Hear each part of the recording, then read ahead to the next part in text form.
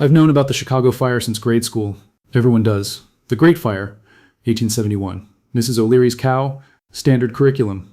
My teacher never mentioned Peshtigo. Same night, 250 miles away. Chicago burning, Wisconsin burning, simultaneously. When I came across this, my first thought was, how do I not know this? My second was, why hasn't anyone asked? Then, I started looking at something else. I pulled up photographs of downtown Chicago, Boston, Philadelphia, St. Louis, and something caught me that I couldn't immediately name. A similarity. Architecture, materials, street layout. Something consistent across all of them. Then I remembered why. I knew about Chicago and Boston. Standard history curriculum. Tragic fires. Vulnerable wooden cities. Lessons learned about building codes. Explained and filed away. But Petrodollar was different. The deadliest fire in American history. Entire communities gone overnight. Not just buildings, but people. Records. Everything. And almost nobody talks about it. I sat with that for a while before moving on. Why didn't I know this? Why had my teachers never mentioned it? Did it get lost in Chicago's shadow, or was there another reason it stayed quiet? I kept staring at those dates. Chicago and Peshtigo, same night. My first rational question was whether, if two major fires broke out in the same region on the same night, there should be a shared meteorological explanation. Unusual drought, extreme wind conditions, some kind of atmospheric event, something that turns coincidence into cause. That's what I went looking for. Find a weather event, and the whole thing closes. I didn't find one. Not one that satisfied me anyway. For years, the standard explanation had been enough. Big city, wooden buildings, wind, bad luck. I'd never thought to question it. But after Peshtigo, I couldn't look at it the same way. Chicago in 1871 was almost entirely wood. Pine from northern forests, wooden sidewalks, wooden roofs. Some roads were even surfaced with wooden blocks. The summer had been dry across the Midwest, no significant rain for months. A dry city heading into a dry fall. Where exactly the fire started is still disputed. Mrs. O'Leary's cow gets the blame traditionally, but nobody really knows.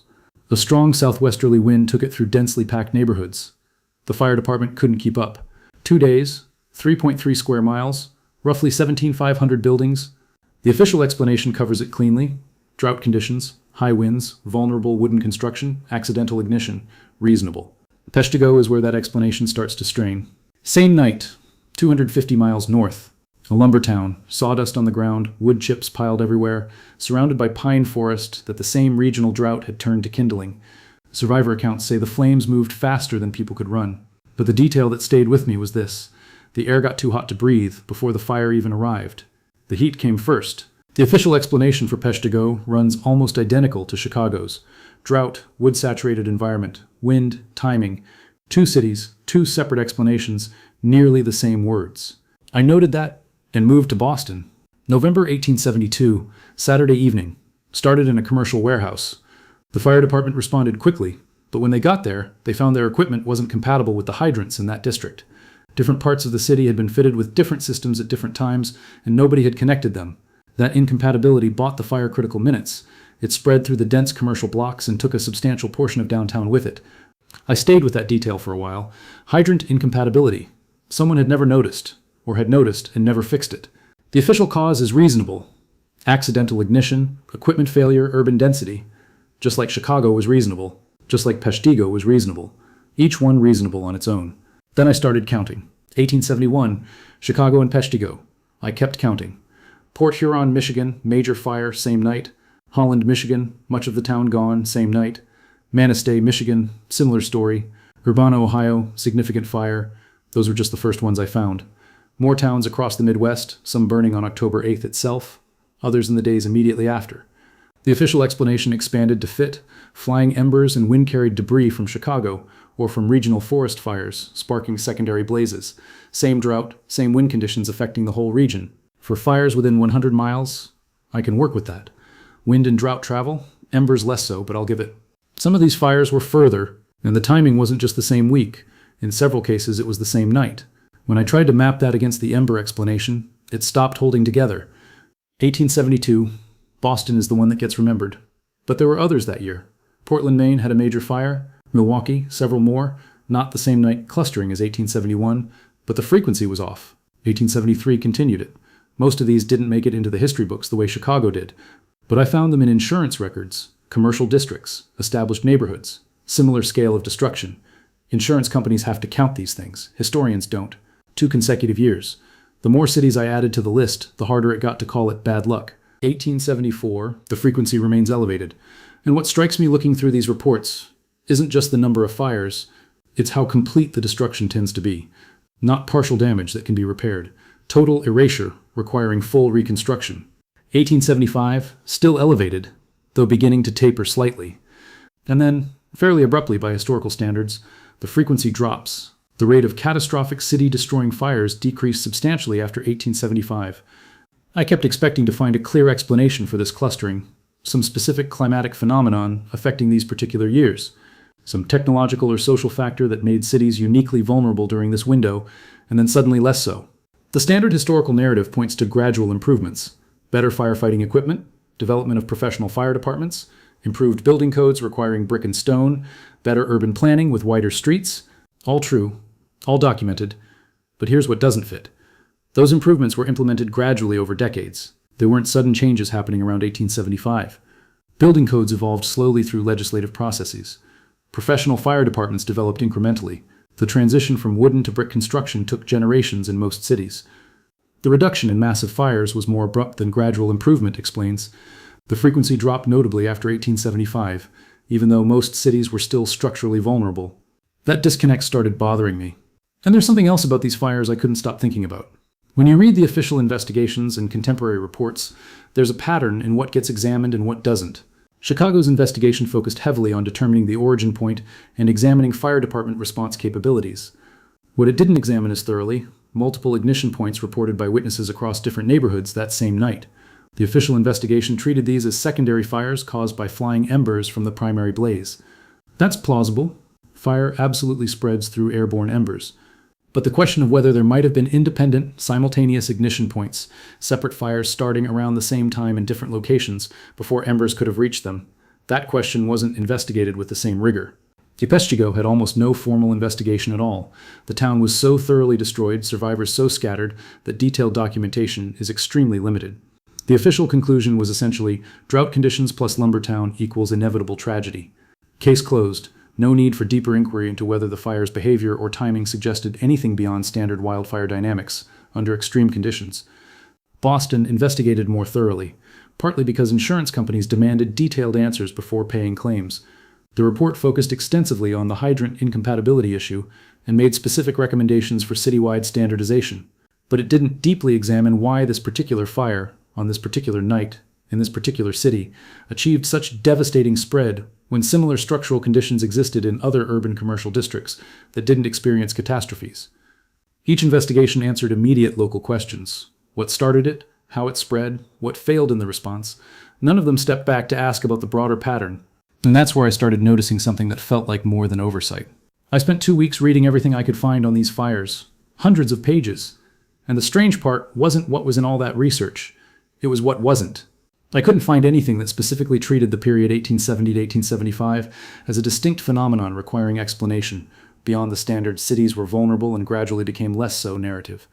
No research systematically asking why these particular years saw such concentrated destruction. No studies examining whether there might have been common factors beyond the obvious ones: drought, wooden buildings, limited firefighting, affecting multiple distant cities during this specific window. I've been in enough archives now to know the difference between records that were lost and records that were never kept. And some of what I've been looking for falls into the second category. That absence started feeling significant. Because when you have clear statistical clustering in historical data, multiple major cities across wide geographic areas experiencing catastrophic destruction within a compressed and clearly defined time frame, you'd expect researchers to treat that as a specific pattern worth investigation. But the academic literature mostly treats each fire as an independent case study. The broader clustering pattern goes largely unexamined. And there was something else about the timing I couldn't ignore, even though I was initially hesitant to connect patterns that might be unrelated. These fires happened during the exact same years we've examined in previous videos. The same period when World's Fairs were appearing with impossible construction speed. The same years when American cities were systematically discovering that many of their buildings had buried ground floors. The same window when urban landscapes across the country were being dramatically restructured in ways the official explanations don't fully account for.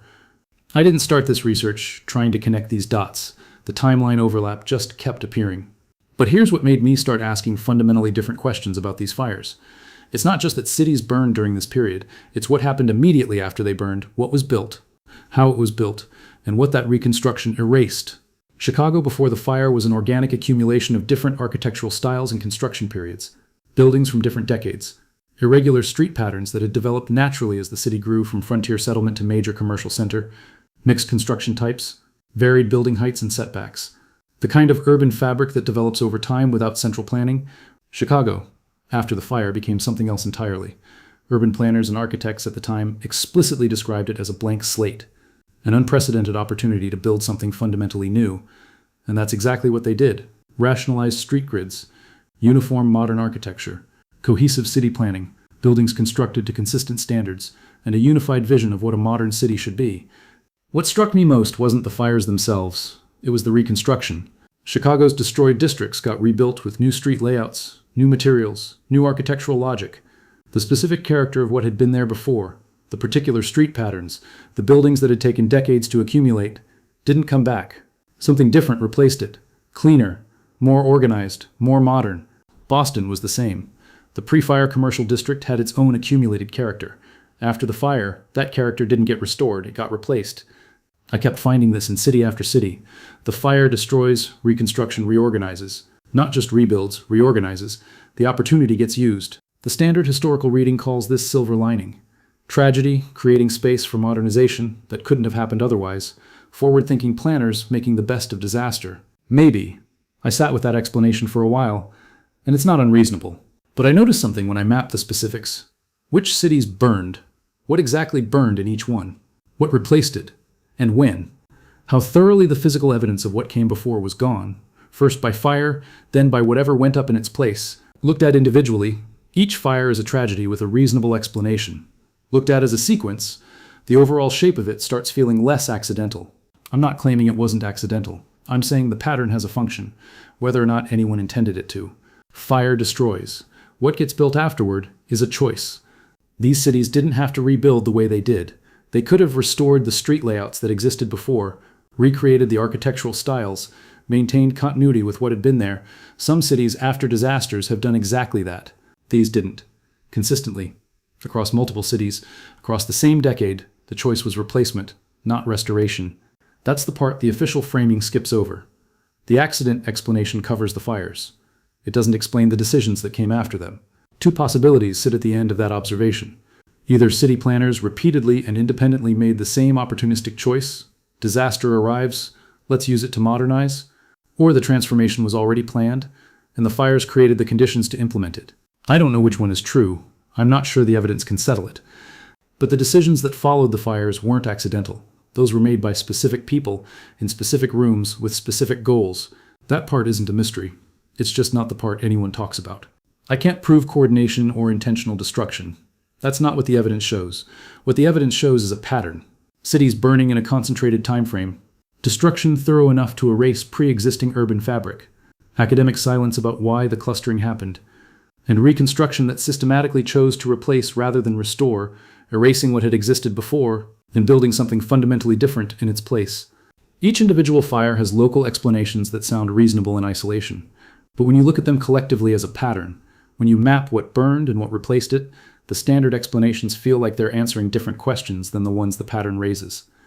I started with one question. Why did Chicago and Peshtigo burn on the same night? I expected a weather explanation, find the right atmospheric conditions, close the file. That's not what happened. The more I looked, the more cities appeared. The more cities appeared, the more the timing stopped looking random. And the more I examined what got built afterward, the harder it became to see the reconstruction as separate from the destruction. I still don't have a clean answer to the original question. I'm not sure one exists. What I have instead is a different question, and I think it's the more important one. The fires are documented, the rebuilding is documented, but the decisions made in between, who chose replacement over restoration, and why, and whether those choices were made independently or in coordination, that part of the record is thin in a way that feels deliberate. Maybe it isn't. Maybe those decisions were just ordinary municipal planning that nobody thought to preserve in detail. I don't know what that means yet. I'm still working on it. The standard explanations cover the individual fires, drought, wooden construction, limited firefighting capacity. I'm not disputing any of that. What they don't cover is the clustering. Why this 5-year window? Why these cities? Why the reconstruction choices were so consistent across places that had no obvious reason to coordinate? I've been looking for the explanation that makes that shape make sense. The one that accounts for not just each fire, but the pattern they form together. I haven't found it. What I keep coming back to is this. The fires destroyed things that can't be reconstructed now. Not just buildings, but the physical evidence of what those cities actually looked like before. That evidence is gone. What we know about pre-fire Chicago, pre-fire Boston, comes almost entirely from records that survived the fires. The fires determined what we can and can't verify. That might be coincidence. Physical records are fragile. Fires are thorough. But it means the question is harder to answer now than it would have been in 1870. And I can't tell if that's an accident or a feature. I didn't expect it to go where it went. 2 cities, same night, 250 miles apart. I went looking for a weather system, something that would close the question cleanly. Instead, I ended up with a list of cities I hadn't heard of, insurance records nobody talks about, reconstruction decisions that don't quite fit the accident explanation, and a gap between what burned and what got built that I still can't account for. I'm not done looking. That's probably the most honest thing I can say. The pattern turned out to be wider than I expected, and the more I look at what was destroyed and what replaced it, the less accidental the sequence feels.